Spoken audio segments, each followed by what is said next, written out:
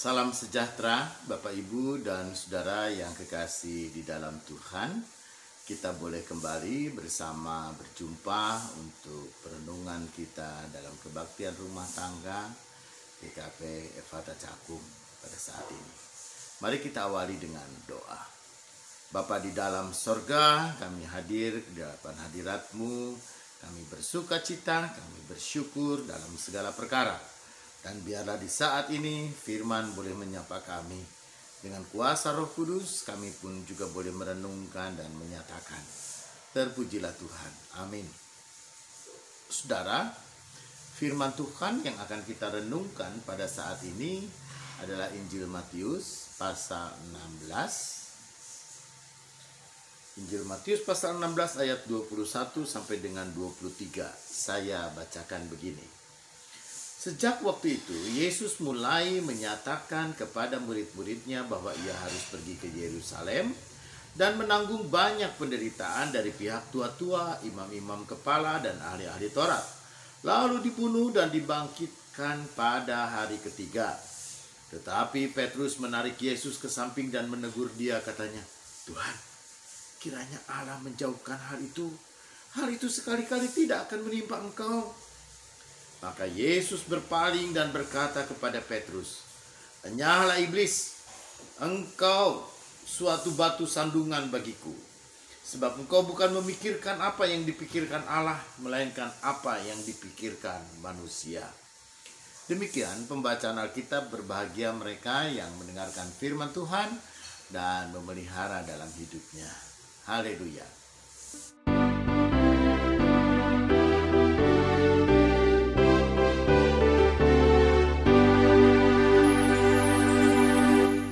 Bapak, Ibu, dan saudara-saudara yang kekasih di dalam Tuhan, kita cenderung untuk menghindari kesulitan. Atau kita seringkali mengatakan, jangan bikin masalah. Lu mau bikin persoalan.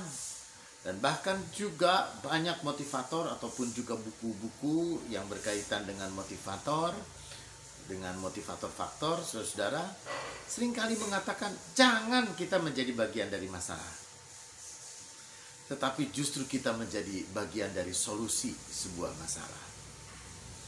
Jangan kita pun juga menjadi orang yang bikin masalah, tetapi justru kita adalah orang-orang yang harus menyelesaikan semua masalah.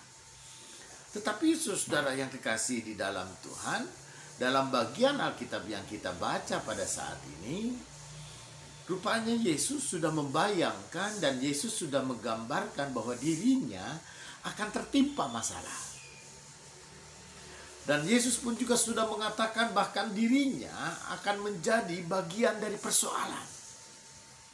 Saudara, coba ketika Tuhan Yesus mengatakan, sejak saat itu Yesus mulai menyatakan kepada murid-muridnya bahwa ia akan banyak mengalami dan menanggung penderitaan.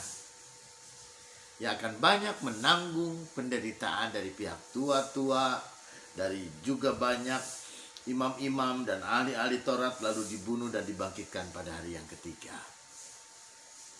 Saudara, kalau Yesus menjadi sumber masalah karena dia akan ditimpa oleh masalah dan dia harus menanggung banyak masalah, maka apa yang dipikirkan oleh Petrus? Yang dipikirkan oleh Petrus itu adalah sesuatu hal yang lumrah. Hampir semua orang akan mengatakan, pasti akan mengatakan, "Tuhan, kiranya Allah menjauhkan dari semuanya itu. Tuhan, kiranya semuanya itu pun juga jangan dipikirkan. Jauh dari persoalan itu, jangan jadi masalah, jangan jadi persoalan. Kiranya Allah menjauhkan hal itu sekali-kali tidak akan menimpa engkau." Saudara yang kekasih di dalam Tuhan, tapi apa yang dipikirkan oleh Yesus? Bahkan mengatakan bahwa Petrus itu adalah batu sandungan. Bahwa engkau bukan memikirkan apa yang dipikirkan Allah, melainkan apa yang dipikirkan oleh manusia. Saudara, memang di satu pihak kita harus menghindari masalah. Jangan buat masalah. Jangan kita buat persoalan, tapi kita harus menjadi bagian dari orang-orang yang menyelesaikan persoalan. Atau kita adalah harus menjadi bagian dari orang-orang yang punya solusi untuk mengatasi semua persoalan.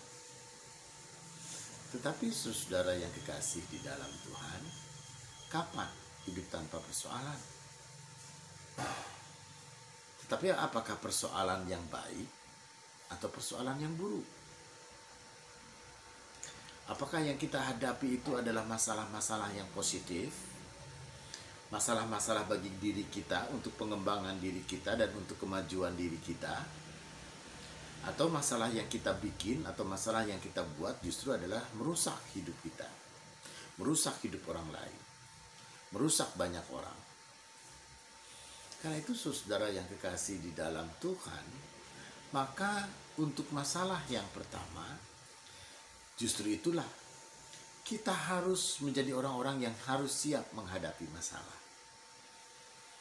Saudara, anak SD kita, kalau dia mau lulus, kalau dia mau dapat ijazah SD-nya, dia harus menghadapi ujian.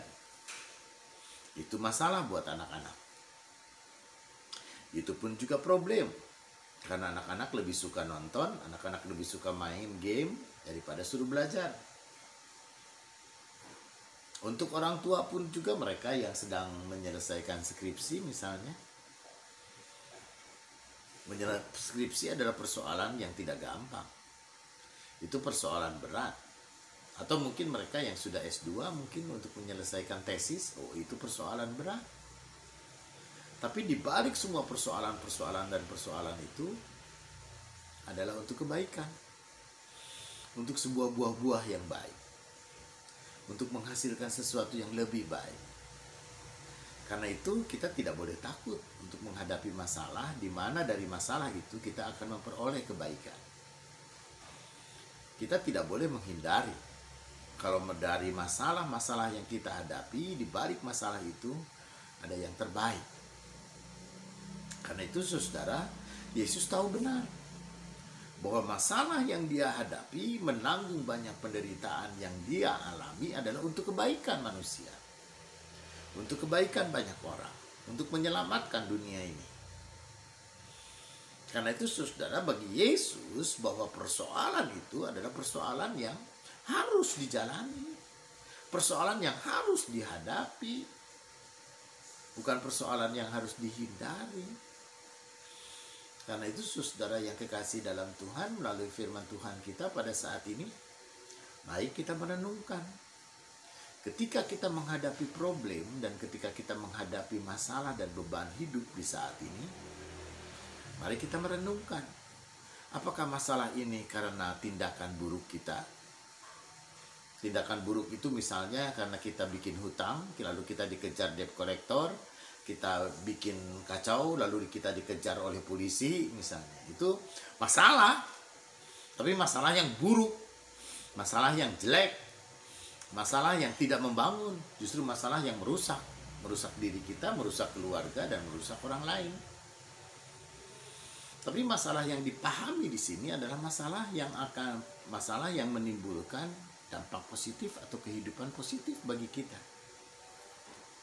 Karena itu saudara, ketika kita misalnya mereka yang sedang berusaha, mengembangkan usaha, memang kerja keras, itu masalah. Tetapi kalau usaha itu makin berkembang, dia boleh menjadi berkat bagi banyak orang, para pekerja.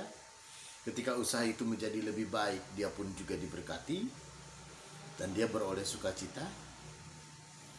Jadi ada persoalan-persoalan yang memang memberikan dampak positif. Persoalan-persoalan yang kita hadapi yang memberikan dampak yang baik untuk kita. Karena itu saudara, itu tidak boleh kita hindari, hadapi saja. Meskipun kita harus menanggung banyak penderitaan. Meskipun kita pun juga harus banyak mengalami kesusahan. Tapi di balik kesusahan itu, sebagaimana kesusahan dan penderitaan Yesus membawa sukacita dan keselamatan bagi hidup kita semua, begitupun juga ketika kita menghadapi problem, penderitaan, dan kesusahan yang positif. Melalui semuanya itu kita akan diberkati dan kita juga akan menjadi berkat. Mari kita berdoa. Bapa di dalam sorga, di saat ini kami sungguh mau berdoa bagi setiap orang yang mengalami pergumulan. Biarlah pergumulan itu bukan pergumulan yang menjadi masalah dan disebabkan oleh masalah-masalah yang menuntut kami harus bertanggung jawab dengan semua persoalan buruk.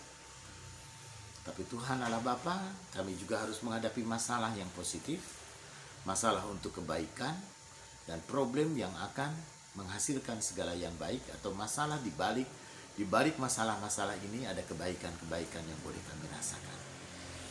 Karena itu berikan kami kekuatan dan kesabaran untuk melewatinya dan menghadapinya.